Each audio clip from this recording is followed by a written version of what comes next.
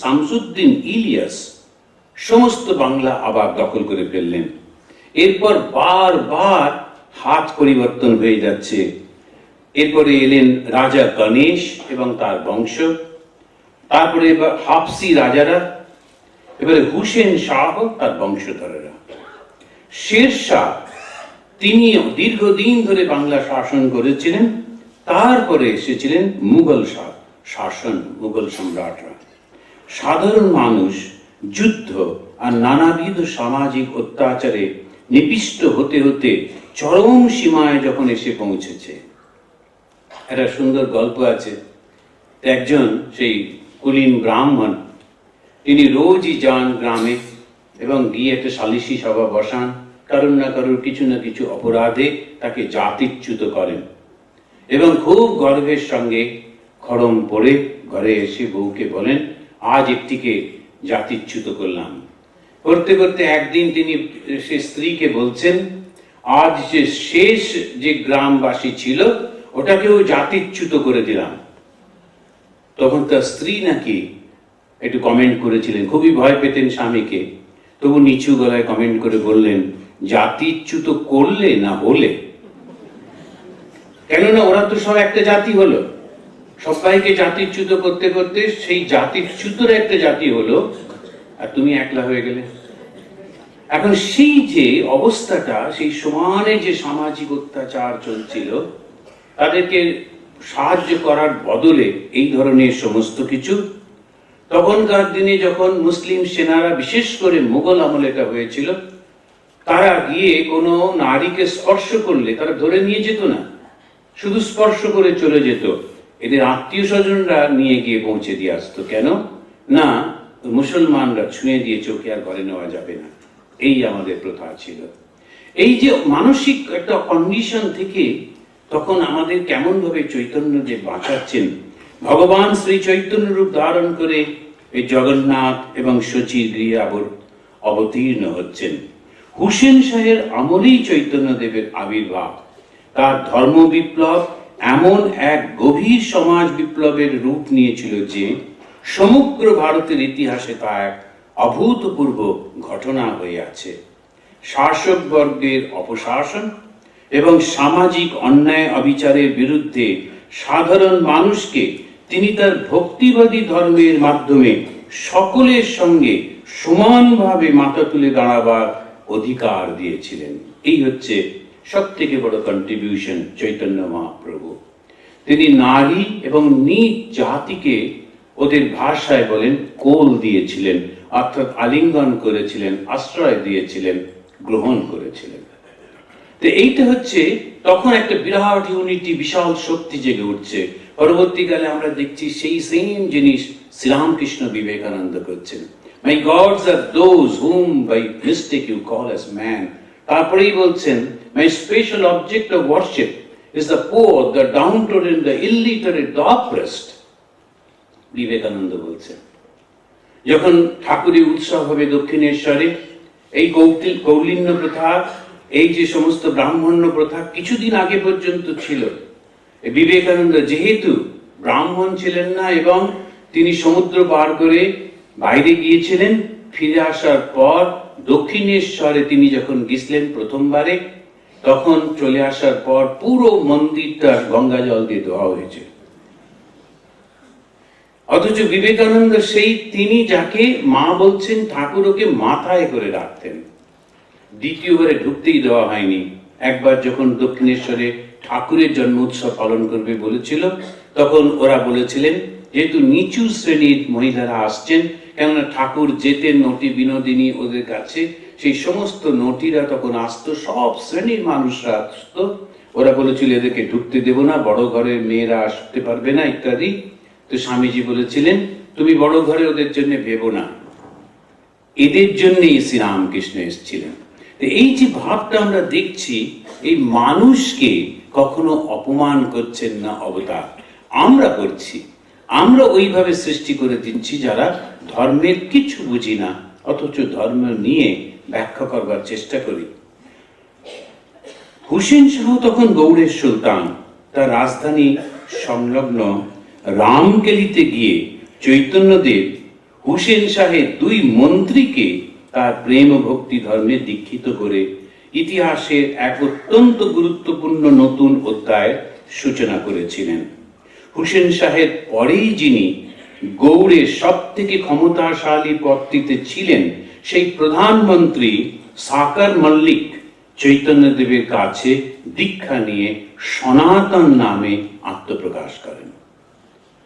হুসেন শাহের আর এক মন্ত্রী সাকার মল্লিক এর ভাই দবির খাস, তিনিও দীক্ষা নেন এই চৈতন্য মহাপ্রভুর কাছে এবং তার নাম হয় রূপ, এই রূপ সনাতন।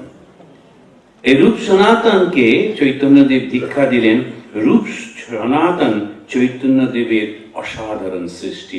ধর্ম প্রতিষ্ঠায় এদের সাহায্য চৈতন্যদেব নিয়েছিলেন, যাতে ঠিক ঠিক সন্ন্যাসী জীবন কেমন হওয়া উচিত এবং কেমন সেই ধর্ম হওয়া উচিত, ত্যাগের জীবন, এই রূপ সনাতনের মাধ্যমে। সনাতনকে একবার কারারুদ্ধ করেছিল হুসেন শাহ। প্রাক্তন প্রধানমন্ত্রী তার বুদ্ধি বলে রক্ষীদের ফাঁকি দিয়ে চৈতন্যদেবের সঙ্গে মিলিত হন, রাষ্ট্রশক্তিকে সরাসরি অস্বীকার করেন। এই খবরে চারিদিকে বিপুল উন্মাদনা সৃষ্টি করে।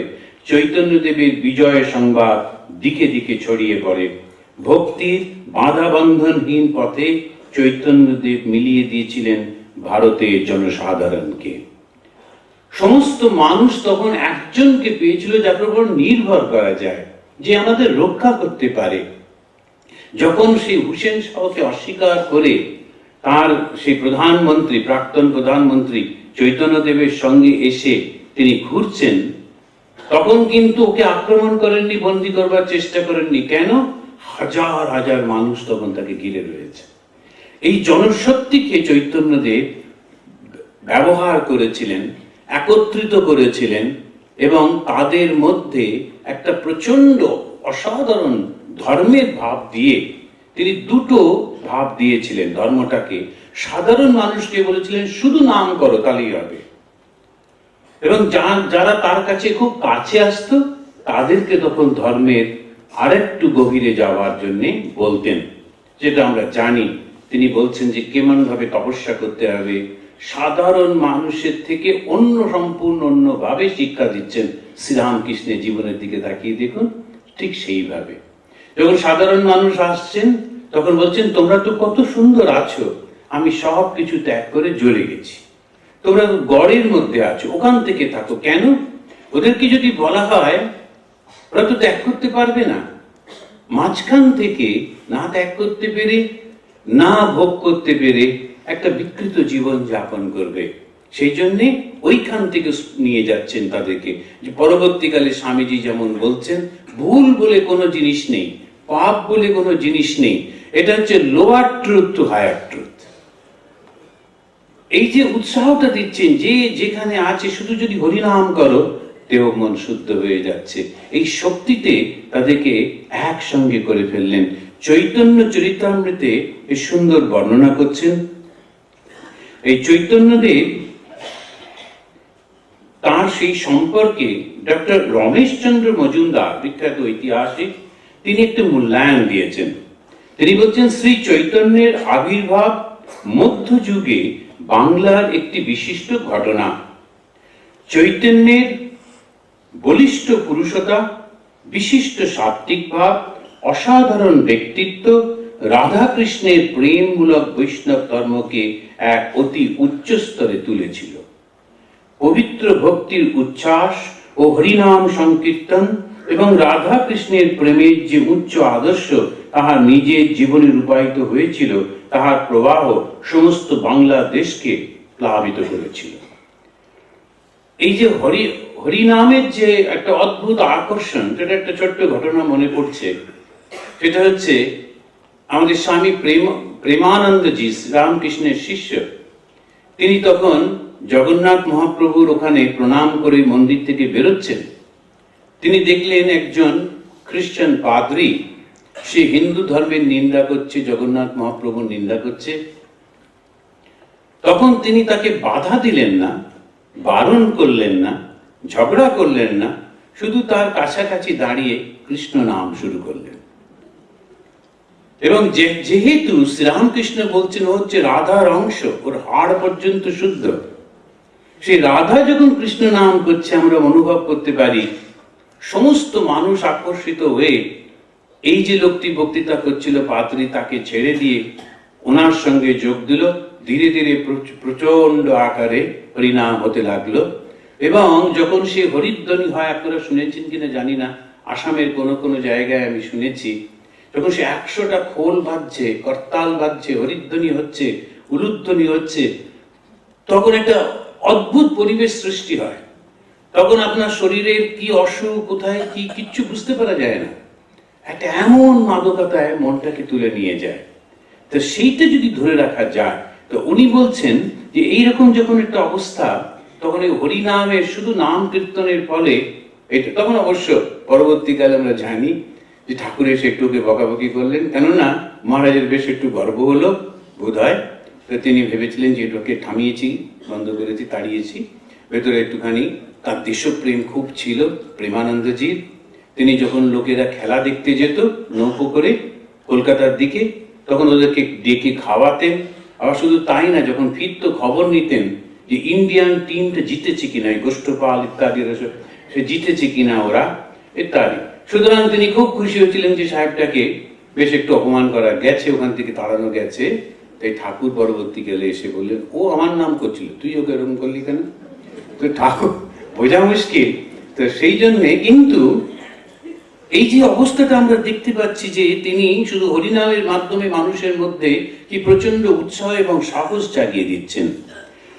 চৈতন্য দেবের জন্ম হয়েছিল 1485 খ্রিস্টাব্দে, আর তিরোধান হয়েছিল 1533-তে। মাত্র 48 বছর বেঁচে ছিলেন। আর এই তার ছিল জীবন। অবশ্য ঠাকুর 50 আর স্বামীজি 39, 40-এ বেরোলেন না। তো তিনি এই 48 বছরের জীবনকে দুটো ভাগে তাঁর জীবনীকাররা ভাগ করেছেন। একটা বলছেন নবদ্বীপ লীলা, আর একটা হচ্ছে নীলাচল লীলা। নবদ্বীপে যখন তিনি তার জন্মগ্রহণ করলেন, তখন সেটাকে আবার চৈতন্য চরিতামৃতে বলছেন, 24 বছর প্রভুর গৃহে অবস্থান, তাহা যে করিলা লীলা আদি লীলা নাম। 24 বছর শেষে যেই মাঘ মাস, তার শুক্লা পক্ষে প্রভু করিলা সন্ন্যাস। সন্ন্যাস করিয়া 24 বছর অবস্থান, তাহা সেই লীলা তার শেষ লীলা নাম। এটা তার জীবনে বলছেন। 24 বছর বয়সে তিনি সন্ন্যাস নিয়েছিলেন। কিন্তু তার দাদা আবার খুব অ্যাডভান্স ছিলেন। দাদা বিশ্বরূপ ও ভাই বিশ্বম্ভর, দুই ভাইয়ের শারীরিক অত্যন্ত সুন্দর এবং তাদের ব্যবহারও খুব সুন্দর ছিলেন, সেটা আকর্ষণীয় ছিলেন মানুষদের কাছে। কিন্তু মিশ্র পরিবারের জীবনে কোনোদিন সুখ আসেনি। নিমাই যখন মাত্র 8 বছর বয়স, তখন তার দাদার বয়স 16। যেহেতু মানুষ বেশি দিন বাঁচত না, ওই 16-17 বছর বয়সে বিয়ে দিয়ে দেওয়া হতো, সংসারে বস করে দেওয়া হতো। তার বিয়ের যখন ঠিক শুরু হলো, বাবা মা কথাবার্তা বলছেন, তখন ওই বিশ্বরূপ চুপি চুপি গৃহত্যাগ করে চলে যান, সন্ন্যাস দীক্ষা গ্রহণ করেন এবং দশনামী শৈব অরণ্য সম্প্রদায়ের এক সন্ন্যাসীর নিকট সন্ন্যাস গ্রহণ করে শঙ্করারণ্য নামে পরিচিত হন। পিতামাতার শোকে বিহ্বল হয়ে পড়েন যখন তার বিশ্বরূপের এই ঘটনাটি দেখেন, এবং তখন তারা এই বিশ্বম্ভর বা এই নিমাইকেই বেশি করে আঁকড়ে ধরেন।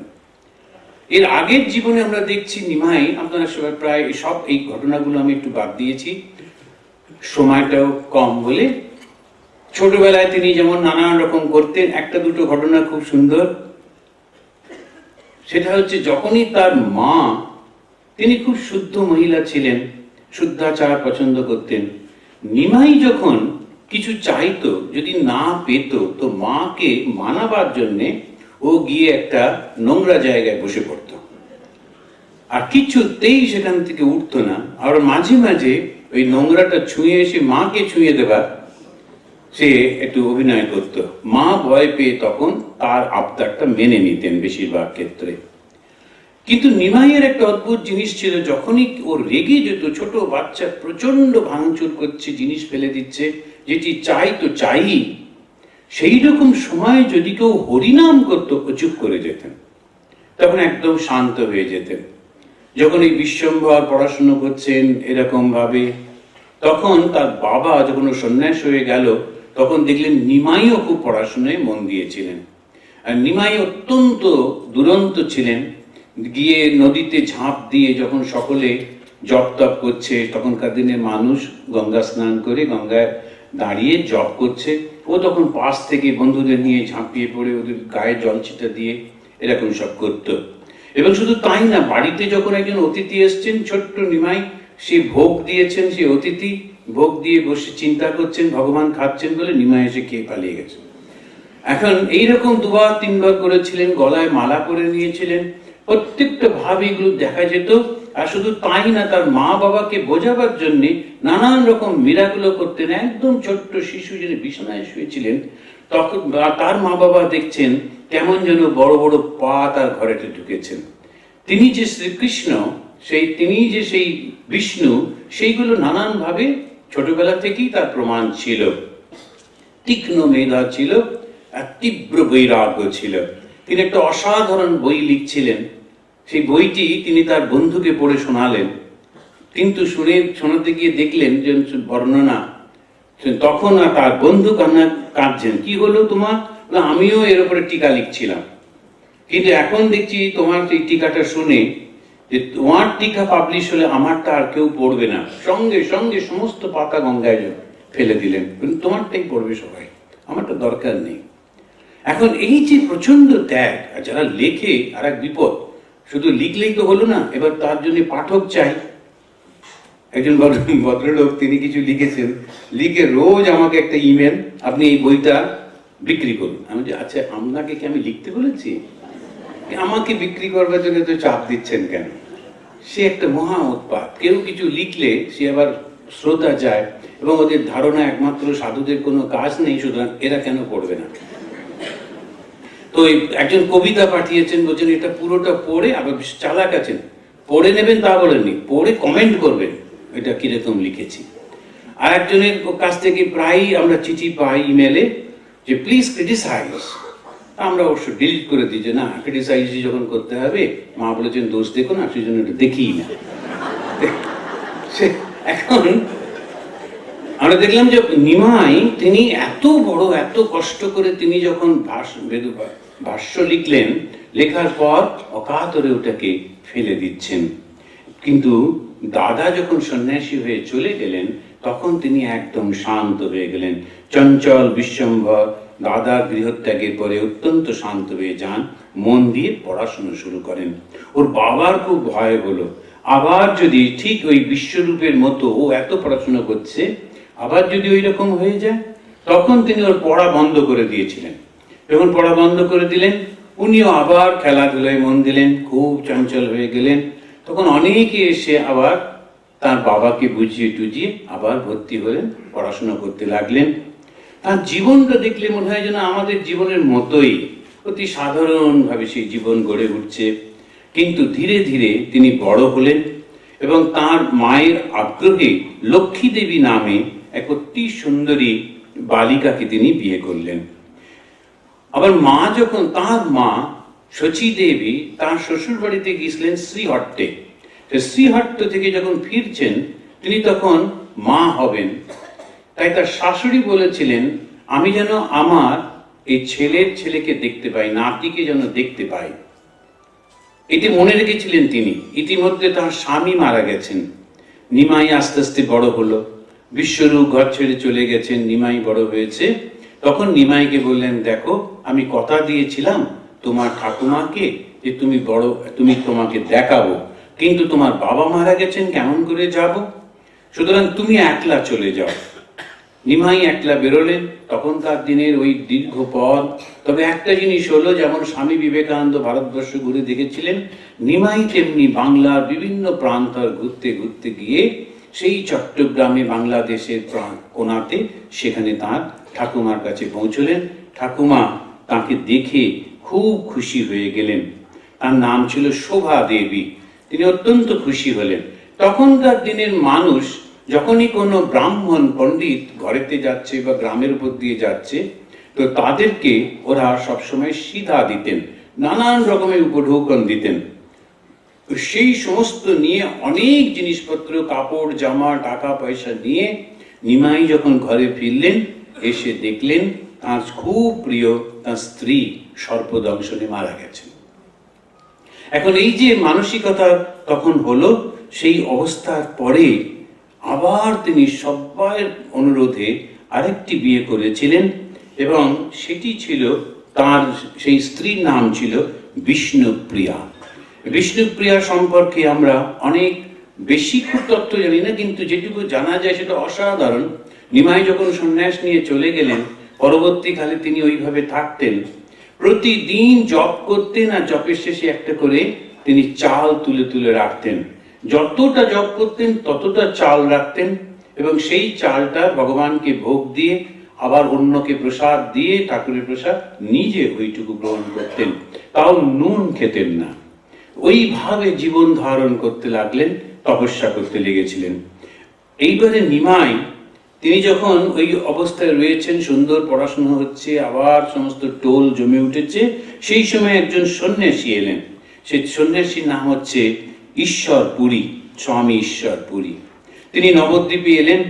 আসার পর নিমাইয়ের সঙ্গে আলাপ হলো, এবং তিনি একটা গ্রন্থ রচনা করছিলেন, এই ঈশ্বরপুরী, শ্রীকৃষ্ণ তত্ত্ব। এই শ্রীকৃষ্ণ তত্ত্ব গ্রন্থটি তিনি নিমাইকে দিয়ে বললেন, এর গ্রামারটা একটু ঠিক করে দেখে দিও। কারণ নিমাই পণ্ডিত ছিলেন, এবং সেই গ্রামার দেখতে গিয়ে ওই বইটা পড়তে পড়তে, স্ক্রিপ্টটা পড়তে পড়তে, তখন তার কৃষ্ণের প্রতি অত্যন্ত ভক্তি হলো। এই ঈশ্বরপুরীর কাছে তখন তিনি শ্রীকৃষ্ণ মন্ত্রে দীক্ষা গ্রহণ করলেন। এখন কোথা দিয়ে কোন ভাবে ভগবানের ডাকটা এসে পৌঁছচ্ছে।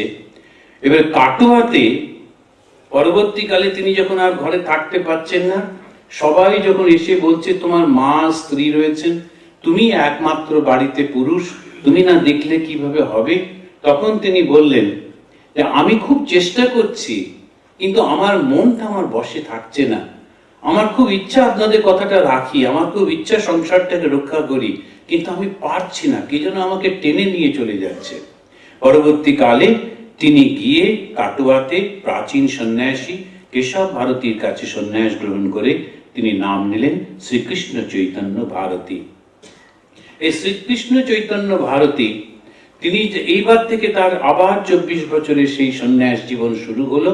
একদম সত্যি সত্যি সেই সন্ন্যাস তিনি করছেন, কিন্তু সঙ্গে সঙ্গে খুব অদ্ভুত ভাবে তিনি দুটো দল তৈরি করছেন। তিনি নিমাই নিতাইকে সৃষ্টি করলেন, এবং তাকে বললেন সংসারে থেকে সংসারীদের মধ্যে তুমি ধর্ম প্রচার করো, শুধু নাম করলেই কলি যুগে মুক্তি হবে। আবার তার সঙ্গে সঙ্গে তিনি রূপ, সনাতন, শ্রীজীব গোস্বামী ইত্যাদি ওদেরকে সৃষ্টি করছেন, ঠিক সন্ন্যাসী যাতে হয় তাদেরকে পাঠাচ্ছেন সন্ন্যাসীর জীবন দেখাবার জন্যে। তিনি বিভিন্ন ভাবে তাদের মধ্যে ছড়িয়ে দিচ্ছেন সেই কর্ম, এবং মানুষকে সাহায্য করবার জন্যে। শ্রীরামকৃষ্ণদেব বলছেন, একবার বললেন তিনি ভক্তির অবতার, এবারে বলছেন চৈতন্যদেবের জ্ঞান সৌর জ্ঞান, তিনি জ্ঞান সূর্যের আলো। আবার তার ভিতর ভক্তিচন্দ্রের শীতল আলো, ব্রহ্মজ্ঞান আর ভক্তি প্রেম দুটোই তার ছিল। শ্রীরামকৃষ্ণ তিনি এই চৈতন্য সম্বন্ধে যে অ্যাসেসমেন্টটা করছেন, তার মধ্যে সেই জ্ঞান এবং ভক্তি দুটোই রয়েছে। আর শ্রীরামকৃষ্ণ সম্পর্কে বলতে গিয়ে স্বামী বিবেকানন্দ বললেন, অদ্বয় তত্ত্ব সমাবৃত চিত্তম প্রজ্জ্বল ভক্তি পটাবৃত অদ্বয় তত্ত্ব সমাহিত চিত্তম প্রজ্জ্বল ভক্তি পটাবৃত বৃত্তম। চৈতন্যদেবের তার বাইরেটা ছিল জ্ঞান, ভেতরে ছিল ভক্তি। আর ঠাকুরের অদ্বয় তত্ত্ব অর্থাৎ জ্ঞানটা ভেতরে ছিল, এবং সেটা ভক্তি দিয়ে তার বাইরেটা ঢাকা ছিল। তো চৈতন্য এবং শ্রীরামকৃষ্ণ দুটি অদ্ভুত, এক রকম ভাবে তাদের সেই কার্য, এবং এসেছেন এই বাঙালিদের মধ্যে। তো সুতরাং আমরা মনে করতেই পারি যে নিশ্চয়ই কোনো একটা অদ্ভুত কারণ আছে এই পার্টিকুলার জাতিটা, এবং সেই কারণে এই জাতিটার মধ্যে এই দুটো মহাপুরুষ আসছেন। একটা সময় ছিল যখন অর্থনীতিতে সমস্ত ভারতের নেতৃত্ব দিত এই বাংলার মানুষ। এখান থেকেই বড় বড় জাহাজে ভাসত ব্যবসায়ীরা, যেত কত দূরে দূরে। এখানেই সংস্কৃতির উন্মেষ হয়েছিল, এখানেতেই বিদ্যা চর্চা হতো, এখানেতেই নানান রকম সমস্ত কিছু হয়েছে। আবার অত্যাচারও হয়েছে সাধারণ মানুষের উপর। তার থেকে বাঁচাবার জন্য শ্রী চৈতন্য মহাপ্রভু এলেন। যখন ওই মুসলিম আক্রমণ হলো, সমস্ত কিছু পাল্টে যাচ্ছে, চৈতন্য মহাপ্রভু এসে রুখে দাঁড়ালেন। আবার যখন খ্রিস্টানরা এলো, যখন ব্রিটিশরা এলো, যখন আবার অন্যরকম ভাবে মানুষের মনটাকে বিকৃত করে দেওয়ার চেষ্টা হচ্ছিল, তখন ভগবান পাঠিয়েছিলেন, ভগবান রূপ ধরেছিলেন শ্রীরামকৃষ্ণ রূপ। আজকে খুব ভালো লাগলো এই সুযোগটা পেয়ে, শ্রী চৈতন্য মহাপ্রভুর সেই অসাধারণ তার ত্যাগ। আমি কিচ্ছু চাই না প্রভু, শুধু তোমার ভক্তি চাই। আমি কোনো কিচ্ছু চাই না এই জগতে, শুধু তোমার পাদপত্যে যেন ভক্তি হয়। শ্রীরামকৃষ্ণ দেব শুধু সেইটাই শেখাচ্ছেন, শুধু পাদপত্যে যেন ভক্তি লাভ হয়। আর সেই ভক্তিটা কি? সমস্ত কিছু দিয়ে তাকে ভালোবাসা। আজকে প্রার্থনা করি শ্রী চৈতন্যের কৃপায় আমাদের যেন চৈতন্য লাভ হয়।